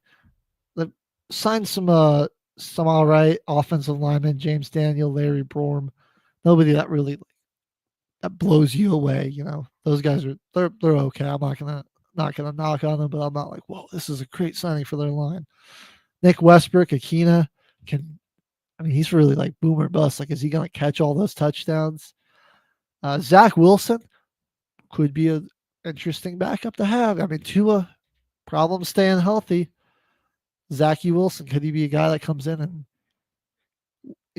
I think he'll at least make your offense better with that arm talent he's got. So be better than Skylar Thompson and Tim Boyle. That was bad. You get a true backup with Zach Wilson. I feel like for Tua, I feel like you're a little less worried. Aaron Banks only one sack in last 900 saps, signed with Green Bay. Yeah, we were talking about that. Solid signing there. He was. I think that your guys' own line was already really good last year, and that just elevates them to what could potentially could help the Packers have an elite offensive line. Also, Jimmy, you didn't hear me earlier when I asked you. We were talking about the Bears offseason. They won 4 games. Where does their offseason move the needle for them? Well, he's answering that. We're going to talk about the Patriots. They're winning it. Mac Hollins. Top. Could he have that production that he had in Buffalo? That could be a sneaky good signing because they got him on an $8 million or $8.4 million deal. So that's pretty good value. They bring in Morgan Moses, really good offensive tackle, one of the lone bright spots on that Jets offensive line, I have to say. Harold Landry, who spent a lot of time with Mike Vrabel in Tennessee. He's had 19.5 sacks in the past 2 years, and that's on the Titans, a team that never has the lead. Yeah. Milton Williams, bringing him in, dude. He was stole him from the Panthers. Right, a stud for the Eagles all year. Had a great Super Bowl, and they swooped in at the last second, snatched them up from the Panthers. Robert Spillane, who I think got slept on because he was on the Raiders. The Raiders were ass, but as a Broncos fan, I can tell you, Robert Spillane was a really good linebacker. Like he can cover, he can play run fit. If he picks off a pass, I mean, he's liable to take it back pretty far. He's got a guy that doesn't look super athletic, but he's got a lot of speed and athleticism and quickness. That guy. And then if you watched the Raiders game last season, he pretty much made every tackle. Dude, I love the Carlton Davis signing too, because you got Christian Gonzalez on one side, Carlton Davis on the other. Drafters get, I'm not sure who the Patriots safety is. It's not somebody. Oh, it's Kyle Duggar, isn't it? Yeah. Oh, yeah. Kyle Duggar back there. That's Kyle Duggar. Dude, Patriots, they had money to spend and they're spending it. They're making moves. Josh Dobbs, who backing up Drake May, just in case he gets hurt.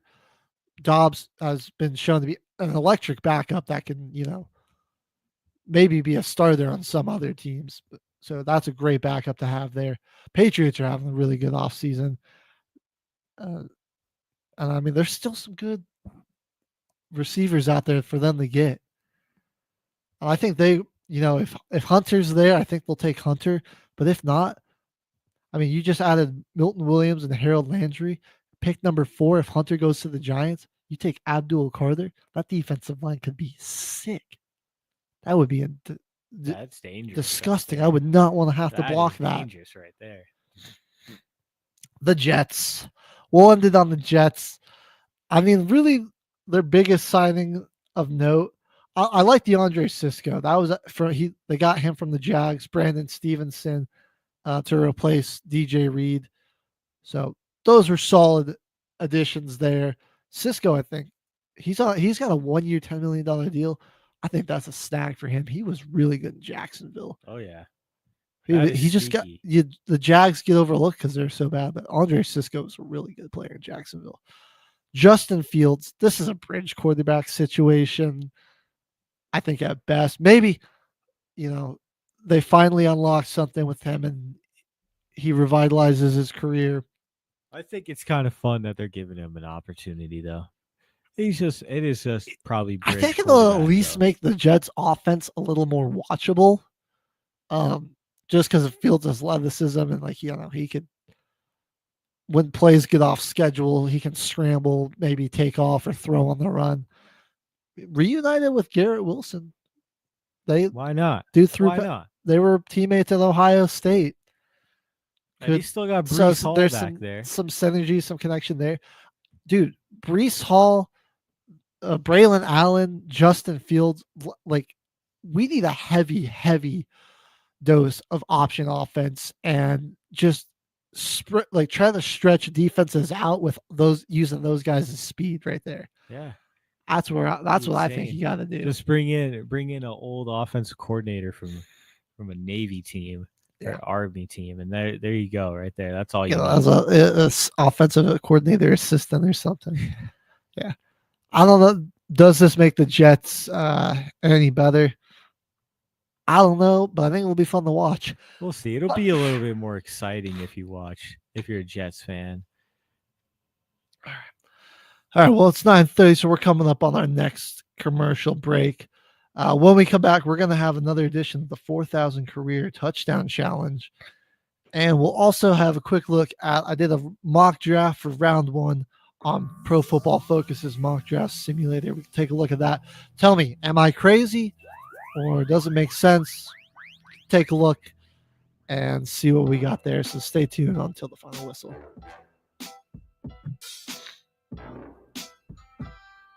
Stats tell that each day, 22 veterans commit suicide due to PTSD. These stats shook us and urged us to do our part. After hours and hours of thinking, Beekeeping for Veterans was born. Beekeeping for Veterans combines beekeeping with mindfulness meditation. Why combine them? Here's why. Beekeeping causes positive rush of adrenaline while beekeeping. You have to be calm during it. You are mindful of your movements. Each week, a veteran will receive a mindful meditation to build emotional and mental skill sets. Mindfulness is a set of 3 attentional skills that work together: concentration, sensory clarity, and equanimity, mental calmness, composure, evenness of temper. Every time mindfulness is practiced, we build these skills. Beekeeping for veterans not only helps veterans overcome emotional trauma, but also aids our environment, as without bees, there is no food. Come forward. The people who have supported your country now need your support.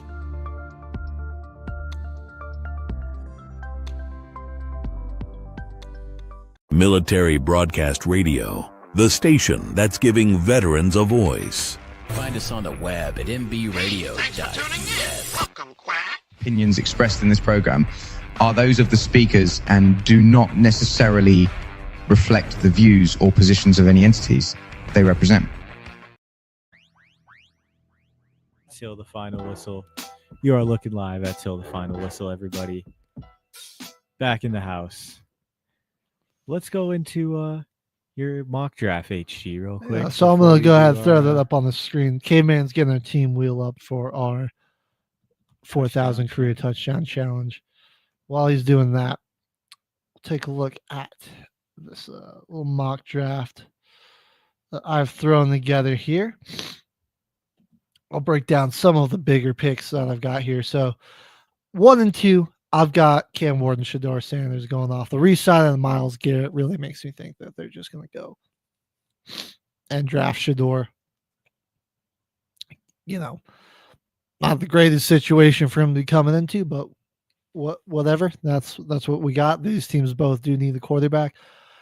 The Giants, I think if they're smart, Travis Hunter's the best player on the board here. Take Travis Hunter. Don't reach on the quarterback.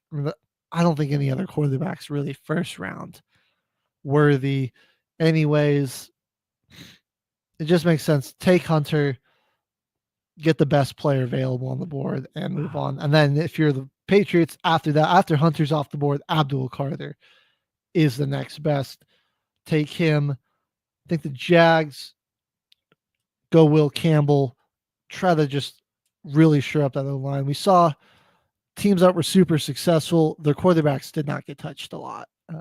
And they'll want to keep T-Law upright. And then our first real big offensive player that isn't a quarterback going, I got Tatron McMillan going to the Raiders. I think they just need a receiver, pass catcher. Oh, yeah. Somebody for Geno to throw the ball to. The Jets, I got them just rebuilding their O-line. I think that's where their biggest need is to just make sure the O-line's a little shored up. That leaves the Panthers with the prime position to go and get a guy like Mason Graham to help beef up their defensive line. He's the best defensive player available at this point. If he's still on the board, go and take him. I wrestled between maybe having the Saints take Will Johnson, but I think ultimately them going with a offensive lineman just makes a bit more sense. That was a big area of need for them. One that they haven't really as was taken Jahdae Barron, corner from Texas at 9. That's kind of interesting. This is an interesting draft board here because they've got Cam Ward going 1 and the Browns actually taking Abdul Carter. I think Ryan Wilson actually thought Myles Garrett was gonna no longer be with the Cleveland Browns when he made this mock draft, because now it kind of seems a little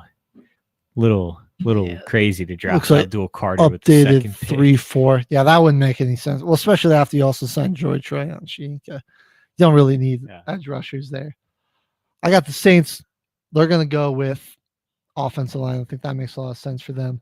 The Bears, this is where I say they take Ashton Genty, man. You've gone for the O-line. Go draft that running back. Get yourself an honest-to-God RB1. Yeah, why not? The 49ers lost Travarius Ward, so them taking Will Johnson, trying to replace that lockdown cornerback, that number 1 DB option makes a ton of sense to me.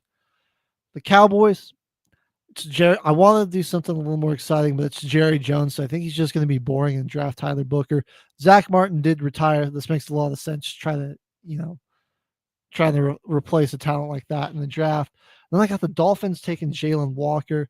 I'm a little bit more of a fan of Jihad Campbell. I like Jihad Campbell a bit more, but Walker is still rated higher on him in a lot of draft boards. Pro Football Focus had him rated higher. I feel like it makes more sense too for the Falcon or for the Dolphins to go ahead and draft him there too.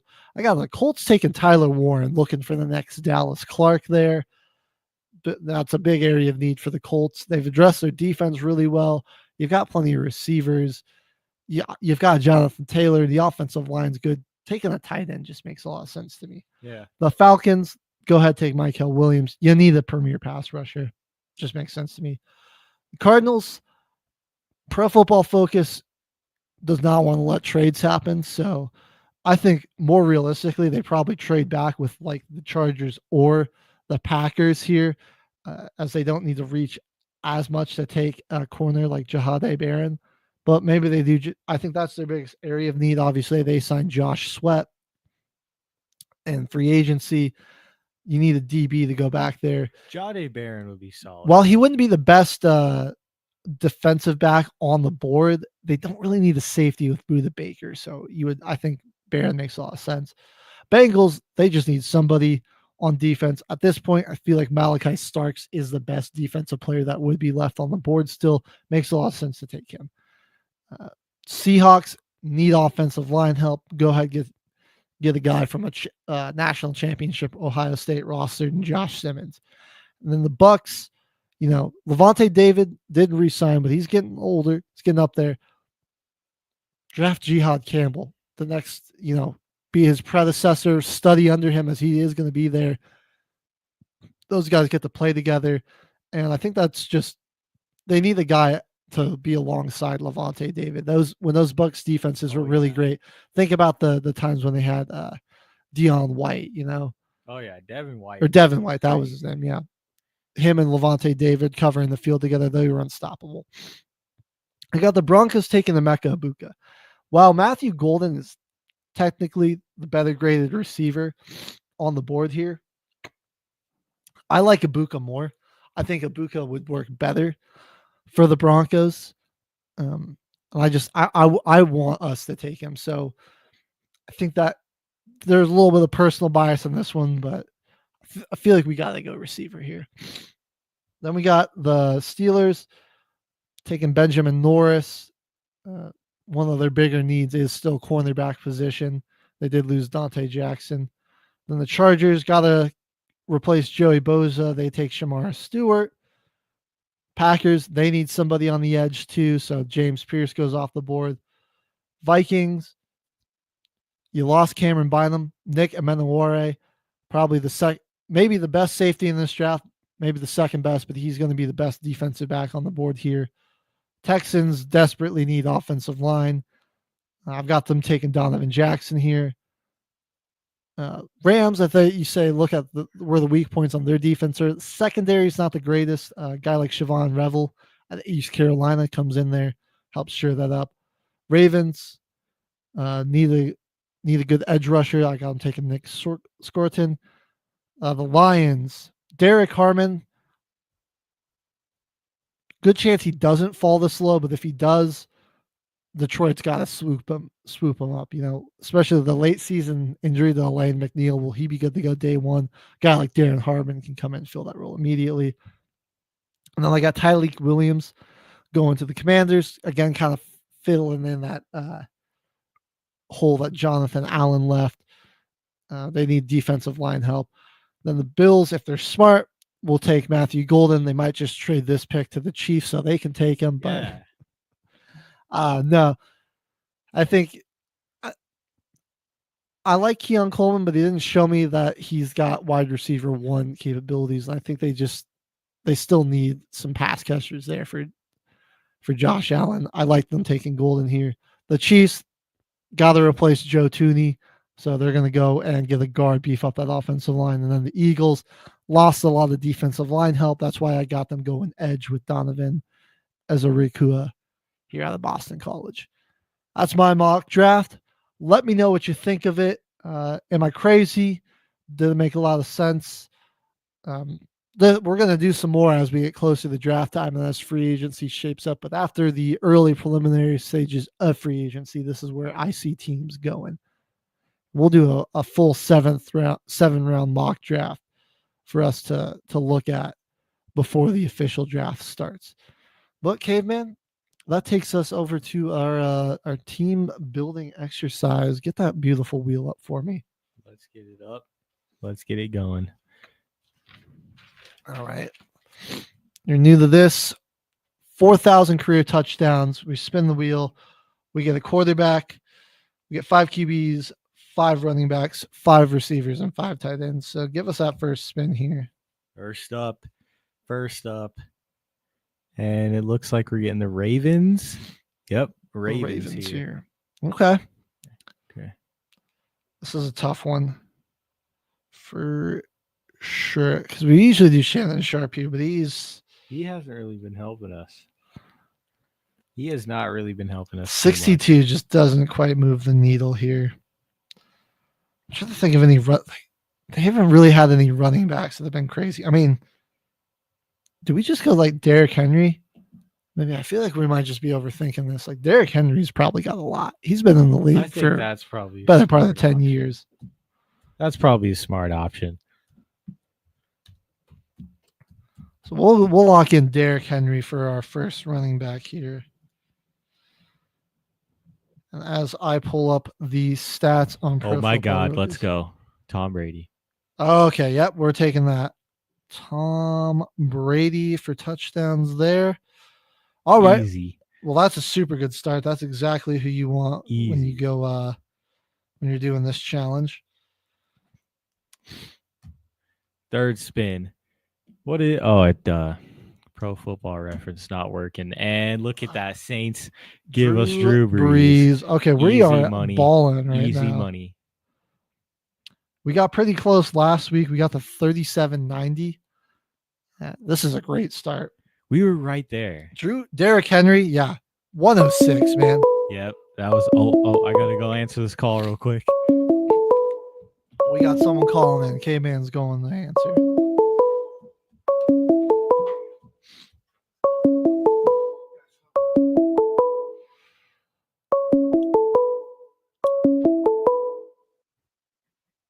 All right, you're listening to NBR. This is Till the Final Whistle. Who are we talking to? Qualification department. You remain pre-qualified for up to $55,000. Hang it up. We got a robot caller. $365 per month. All right. Thank you, robocaller. Don't buy anything they were selling, people. Brady, come on. 649. I got up for that. Ruining our day. They're trying to scam us. Come on, man. 649 for Brady, 106 for Derrick Henry. Breeze, I don't quite remember where he's at. The Vikings, Randy Moss. We're getting blessed by the wheel today. Incredible pulls to start here. The wheel is blessing us. This is amazing. We're seeing what. Okay, man, you're the Saints fan. Do you know what off the top of your head what Drew Brees' touchdown total is? Oh, we had it last week. I should remember this off the top of my head. Pro Football Focus. You gotta.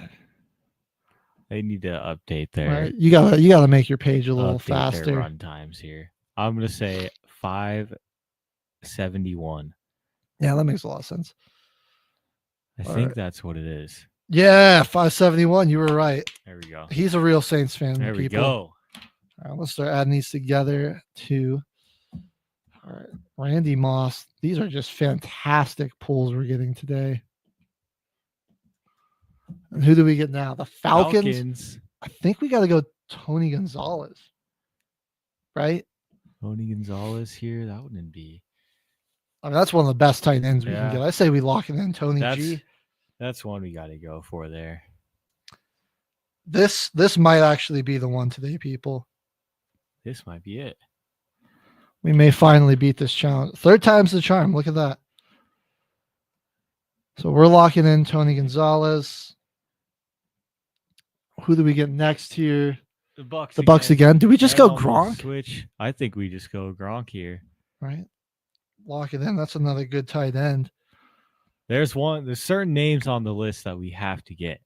Right. I mean, that's one of the top tight ends you can get. So it just makes a lot of sense to go and take him.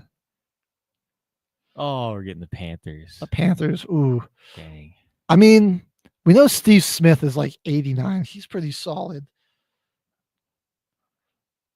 So that's not terrible to take there. There just really isn't anyone else that's crazy. Yeah. Let's do that. Let's do Lock that. in Steve Smith. I'm okay with that being our That's second fine wide with us. receiver. 156 for Randy Moss. Not again. Are you back kidding? to back? Now the Come wheel on. is being a little bit of a jerk now, people.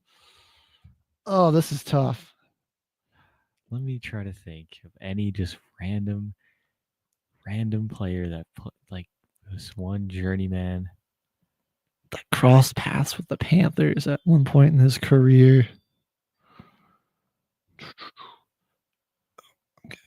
And it's always one spin away from getting the Broncos or the Patriots or the Packers too. They're right there. Dude, Greg Olson, he didn't have a ton though. He That's was just in my the other thought of like the 60s. big one. He was in the 60s. Oh, I can't remember his name. What was that? Ward number 28. He was on them for a number of years. It's like Jonathan something. Oh, Jonathan Brooks, I think. Right? No, that wasn't it. Jonathan Stewart. Jonathan Stewart. We could do Jonathan Stewart. I feel like we've been overthinking the Panthers the whole time, and that Jonathan Stewart is going to be. Dude, this is either going to be an insane poll or it's going to blow up in our faces, but we're going to find out. Let's see. Either way, we're going to lock in Jonathan Stewart, though. I'll get to his numbers here in a second. Are you fucking kidding? The Panthers. There's no way. There's no way. Are we serious? 3 in a row. That's crazy. All right. 3 in a row. Who else do they got here? We can't do Cam. That's a throw pick. Okay. That wouldn't get us. Maybe Adam Thielen, or hear me out, Andy Dalton? Oh, I can't even believe I said that. Oh, we got a yo from Kyle. Thank you. Thank God. Spin this again. We are not doing the Panthers 3 times in a row. No way. That is And absolute the Browns. I feel like our only option here is the great Jim Brown. It's the only option. That's what we did when we got him the first time. Yeah, we're going locking in Jim Brown. I don't remember the number from the first time we did it, but it wasn't a bad pick to get him. Ravens again? Rams. The Rams. Ooh, okay. Now we know Kurt Warner actually isn't that crazy. So let's think about this. Oh, wait. Are we just blank? Marshall Faulk. Dude, what are we doing? We got to go Marshall Faulk. Yeah, what are we thinking? Oh, we're thinking this right now. Dude was an absolute beast. I'm pulling up the Jonathan Stewart numbers now. Give us our next spin while we're waiting. We're way behind on what we got. Seahawks. Russ ain't bad. I'm just trying to think. Oh, wait. Jimmy Graham. Oh, easy. We got to go Jimmy Graham. Got to go Jimmy Graham. That's a good. I didn't even remember. Didn't even think about him. That's where he went to finish us off his career. I was thinking going to think receiver right away. And so we can maybe do Marshawn Lynch, but we've already got Oh, thank God. I thought we were gonna get the Panthers. Redskins. All right. They've got some guys here. They've got some guys for sure. Well, the only one that's jumping out right now, Clinton Portis. I mean, we got Zach Ertz wouldn't. That's a little too crazy. Deshaun Jackson. Ooh, Deshaun. Ooh, did he play for them? I think so. Oh wait. Bat computer. Jonathan Stewart only had 51. That's all right. Check. Did Adrian Peterson? Am I correct? Didn't he play for them? That we also have to remember, Adrian Peterson was on the Saints for half the season in 2018. We got to start remembering that. That's true. If we ever get the Saints, half the year. I want to look at all the teams AP played for. I think it would be our last running back, but I think we got to go Adrian Peterson if we get him. That's honestly, I'll go for that. We're also not 100% sure on whether or not Deshaun Jackson was on the Redskins. Right. I think he was, though. If we need a backup, do we go like Kirko? Big Kirko? That wouldn't be bad. Potentially. Pro Football Reference is killing us right now. Wi-Fi is just so slow. Give us another one. I think we'll go AP or Big Kirko if when we finally get that figured out. Will we fact check? Bucks again. The Bucks. Mikey Evans? No, that's not a bad pick right there. Our third wide receiver, Mike Evans. That's not bad. I'm trying to think who else. Oh, well, dude, his Wikipedia picture is him in the Redskins. That's crazy. Yeah. All right, we'll take an Adrian Peterson. Let's do that. Before they we are out of running backs now, just to. Okay. Not bad. Yeah. We could Mike Evans here. I'm trying to think because they've had some pretty good historical players too that might help us out. The Bucks that started their NFL existence going 0-26. I don't know if they had that many good players. Well, they had a few runs. Yeah, maybe with John Gruden. No, let's just go Mike Evans. I feel like we don't want to overthink it. Mike. I'll get the Jets. Evans. Lions. Okay. We'll take that. Well, dang, we can't take Barry Sanders. Megatron he doesn't have a crazy amount. No, he's low. He's lower for surprisingly enough. Megatron very low in touchdowns.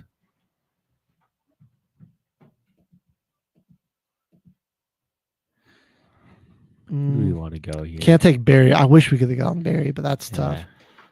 On backs. Not Stafford, maybe. Just try Matthew Stafford. That's what I was thinking. Yeah, that might be a bit of a throw pick, but you know what? I don't know. All I can think of really is Matt Stafford there.